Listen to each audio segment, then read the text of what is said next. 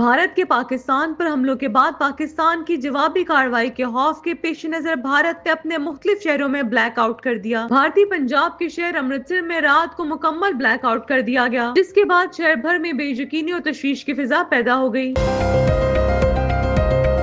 پاکستان کی جانب سے رافیل طیارہ گرانے کی فرانسیسی حکام کی تصدیق۔ دنیا میں جدید ترین رافیل جنگی طیارہ گرانے کا یہ پہلا واقعہ ہے۔ فرانسیسی انٹیلیجنس اہلکار نے پاکستان کی جانب سے بھارت کے جوابی حملے میں جدید ترین رافیل طیارہ مار گرانے کی تصدیق کر دی ہے۔ ترک صدر رجب طیب ایردوان اور وزیر اعظم شہباز شریف کے درمیان اہم ٹیلی فونک رابطہ ہوا۔ بھارت کی جانب سے پاکستان اور آزاد کشمیر پر میزائل حملوں کے بعد مکمل یکجہتی کا اظہار کیا۔ ترکیہ نے پاکستان کے ساتھ مکمل یکجہتی اور کشیدگی کم کرنے کے لیے سفارتی کردار ادا کرنے کی پیشکش کی ہے۔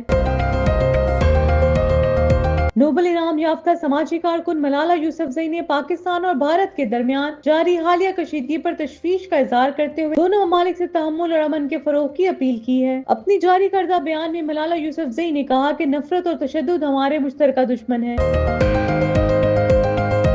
چیئرمین پاکستان پیپلز پارٹی بلاول بھٹو زرداری نے ایک انٹرویو میں کہا ہے کہ بھارت پاکستان میں عام شہریوں اور معصوم بچوں کو نشانہ بنا رہا ہے۔ ان کا کہنا تھا کہ بھارت یہاں جج، جیوری اور جلاد کا کردار ادا کر رہا ہے۔ انہوں نے کہا کہ پاکستان مسلسل بھارتی جارحیت برداشت کر رہا ہے اور بھارت مسلسل جھوٹے الزامات بغیر کسی ثبوت کے پاکستان پر لگا رہا ہے۔ بھارت کے پاکستان پر حملوں کے بعد پاکستان کی جوابی کارروائی کے خوف کے پیش نظر بھارت نے اپنے مختلف شہروں میں بلیک آؤٹ کر دیا۔ بھارتی پنجاب کے شہر امرتسر میں رات کو مکمل بلیک آؤٹ کر دیا گیا، جس کے بعد شہر بھر میں بے یقینی اور تشویش کی فضا پیدا ہو گئی۔ مقامی انتظامیہ کی جانب سے شہریوں کو گھروں میں رہنے اور لائٹس بند رکھنے کی ہدایت جاری کی گئی ہیں۔ انتظامیہ کی جانب سے بلیک آؤٹ کی وجوہات فوری طور پر واضح نہیں کی گئی، تاہم بھارت میں سوشل میڈیا پر امرتسر اور مہاراشٹر میں دھماکوں کی اطلاعات پر مبنی پوسٹ کی بھرمار کی جا رہی ہے اور اس وقت یہ پوسٹ وائرل ہو رہی ہیں۔ یاد رہے کہ گزشتہ روز منگل اور بدھ کی درمیانی رات بھارت نے پاکستان کی فضائی حدود کی خلاف ورزی کرتے ہوئے پاکستان کے مختلف شہروں میں میزائل اور ڈرون حملے کیے تھے، جس پر پاکستانی فوج نے بھارت کو منہ توڑ جواب دیا تھا۔ پاکستان کی جانب سے رافیل طیارہ گرانے کی فرانسیسی حکام کی تصدیق۔ دنیا میں جدید ترین رافیل جنگی طیارہ گرانے کا یہ پہلا واقعہ ہے۔ فرانسیسی انٹیلیجنس اہلکار نے پاکستان کی جانب سے بھارت کے جوابی حملے میں جدید ترین رافیل طیارہ مار گرانے کی تصدیق کر دی ہے۔ غیر ملکی خبررساں ادارے کو بتاتے ہوئے فرانسیسی انٹیلیجنس اہلکار نے نہ صرف پاکستان کی جانب سے رافیل طیارہ مار گرانے کی تصدیق کی، بلکہ اس بات کا اعتراف بھی کیا کہ اس جدید ترین جنگی طیارے کو مار گرانے کا یہ پہلا واقعہ ہے۔ تاہم رافیل بنانے والی فرانسیسی کمپنی ڈسالٹ ایویشن نے میڈیا کو اس حوالے سے جواب دینے سے گریز کیا ہے۔ واضح رہے کہ منگل اور بدھ کی درمیانے شب بھارت نے رات کی تاریکی کا فائدہ اٹھاتے ہوئے پاکستان پر حملہ کیا اور شہری آبادیوں کو نشانہ بناتے ہوئے 26 پاکستانیوں کو شہید کیا، جن میں خواتین اور بچے بھی شامل تھے۔ پاکستان فوج نے فوری کارروائی کرتے ہوئے بھارت کو منہ توڑ جواب دیا اور اپنی دفاع میں دشمن کے 5 طیارے، ایک ڈرون مار گرایا، جبکہ 3 رافیل، ایک MiG 29 اور ایک SUV طیارے کو بھی مار گرایا گیا۔ تاہم بھارتی حملے میں پاک فضائیہ کے تمام طیارے اور اثاثے محفوظ رہے۔ دوسری جانب پاکستان کی جانب سے رافیل طیارہ گرائے جانے کے بعد یہ طیارہ بنانے والی فرانسیسی کمپنی کی عالمی مارکیٹ میں شیئرز گر گئے، جبکہ GF-17 تھنڈر طیارہ ساز چینی کمپنی کی حصص کی قیمتوں میں اضافہ ہو گیا۔ ترک صدر رجب طیب ایردوان اور وزیر اعظم شہباز شریف کے درمیان اہم ٹیلی فونک رابطہ ہوا۔ بھارت کی جانب سے پاکستان اور آزاد کشمیر پر میزائل حملوں کے بعد مکمل یکجہتی کا اظہار کیا۔ ترکیہ نے پاکستان کے ساتھ مکمل یکجہتی اور کشیدگی کم کرنے کے لیے سفارتی کردار ادا کرنے کی پیشکش کی ہے۔ دونوں رہنماؤں نے حالیہ علاقائی صورتحال، پاکستان اور بھارت کے مابین کشیدگی اور 6 مئی کی شب ہونے والی دہشت گرد حملے سمیت دیگر اہم امور پر تفصیلی تبادلہ خیال کیا۔ ترک صدارتی ڈائریکٹوریٹ آف کمیونیکیشن کے مطابق صدر ایردوان نے حملے میں شہید ہونے والے پاکستانیوں کے لیے دلی تعزیت اور مغفرت کی دعا کی، جبکہ زخمیوں کی جلد صحت یابی کے لیے نیک تمناؤں کا اظہار بھی کیا۔ ترک ایوان صدر کی جانب سے جاری بیان میں کہا گیا ہے کہ صدر ایردوان نے پاکستان کی پرامن اور تحمل پر مبنی پالیسیوں کو سراہا اور یقین دلایا کہ ترکی موجودہ بحران میں پاکستان کے ساتھ ہے۔ وزیر اعظم شہباز شریف سے گفتگو میں ترک صدر نے 22 اپریل کو مقبوضہ جموں کشمیر میں ہونے والے حملے کی غیر جانبدارانہ تحقیقات کی پاکستانی تجویز کو مناسب قرار دیا۔ بھارت نے اس حملے کا الزام پاکستان پر عائد کیا تھا، جس کی پاکستان نے سختی سختی سے تردید کی ہے۔ بیان میں کہا گیا ہے کہ صدر اردوان نے اس بات پر زور دیا کہ ترکی خطے میں کشیدگی کو بڑھنے سے روکنے کے لیے ہر ممکن کردار ادا کرنے کے لیے تیار ہے اور ان کے سفارتی رابطے بھی جاری رہیں گے۔ اس سے قبل ترکی نے بھارت کی جانب سے کی گئی فوجی کارروائی کو خطرناک قرار دیتے ہوئے کہا تھا کہ یہ مکمل جنگ کا باعث بن سکتی ہے۔ نوبل انعام یافتہ سماجی کارکن ملالہ یوسفزئی نے پاکستان اور بھارت کے درمیان جاری حالیہ کشیدگی پر تشویش کا اظہار کرتے ہوئے دونوں ممالک سے تحمل اور امن کے فروغ کی اپیل کی ہے۔ اپنی جاری کردہ بیان میں ملالہ یوسفزئی نے کہا کہ نفرت اور تشدد ہمارے مشترکہ دشمن ہے۔ پاکستان اور بھارت کو کشیدگی کم کرنے کے لیے فوری اقدامات کرنے چاہیے۔ انہوں نے مزید کہا کہ عالمی برادری کو چاہیے کہ وہ سفارتکاری اور بات چیت کو فروغ دے تاکہ خطے میں پائیدار امن ممکن بنایا جا سکے۔ ملالہ نے زور دیا کہ امن ہی ہماری اجتماعی سلامتی اور خوشحالی کا واحد راستہ ہے۔ یہ بیان ایسے وقت میں سامنے آیا ہے جب منگل اور بدھ کے درمیانی شب بھارتی فوج نے آزاد کشمیر کے مختلف علاقے بشمول کوٹلی، مظفر آباد اور باغ کے علاوہ پنجاب کے شہروں مرید کے اور احمد پور شرقیہ میں شہری آبادی کو نشانہ بنایا۔ ان حملوں میں 2 مساجد شہید ہوئی جبکہ 2 بچوں سمیت 31 پاکستانی شہید اور 57 افراد زخمی ہوئے۔ پاکستان نے بھارتی جارحیت کا مؤثر جواب دیتے ہوئے دشمن کے 3 رافیل، 1 MiG 29، 1 Su-30 جنگی طیارہ اور 1 کامبیٹ ڈرون کو کامیابی سے مار گرایا۔ وزارت دفاع کے مطابق یہ حملہ بھارتی فوج کی جانب سے رات کی تاریکی میں بزدلانہ طور پر کیا گیا تھا جس کا فوری اور منہ توڑ جواب دیا گیا۔